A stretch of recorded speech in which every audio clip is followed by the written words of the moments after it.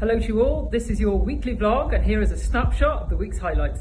And here we are outside Portcullis House, so this is where a lot of meetings when we come up to London tend to happen. We've met MPs from all parties talking about many different topics: inheritance tax, EU-UK trade deal, international trade deals, the milk price crisis, future funding for Welsh agriculture, and many more really useful conversations. So we also spent some time in the London office where we met members of the EFRA committee, that's the Environment and Rural Affairs, which is chaired by Alistair Carmichael.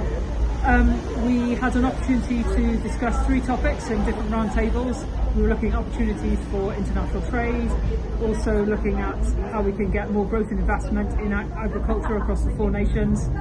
And we were looking at the future of farm support payments, and in all of them really we underlined the need for greater resilience in the agricultural sector so that people have the confidence to invest, and that absolutely number one, food production must be supported because we've got to have stable farming businesses that can then go on to do good things for the environment, the climate, all of those other things that are equally important. We've got to have solid, resilient businesses first.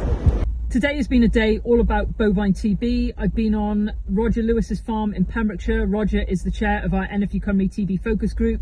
We've welcomed across the border colleagues from NFU, both staff and members, plus some vets as well, to talk about policy on different sides of the border, what we can do to work collaboratively, and also to hear more about what's happening with the Pembrokeshire project. We are here today in Bryn Williams restaurant in Colwyn Bay. We've had an absolutely fantastic day launching our Welsh Suckler Cow report. This has been produce of our LFA and our livestock board. We've looked at the issues that we've got in the uplands with declining suckler cow numbers, and we've come together with a list of key asks from government and what we can do to stop this and try and make sure we can maintain the sucklers in the uplands. We've enjoyed a fabulous meal here today with many people from the supply chain who've come here to support us.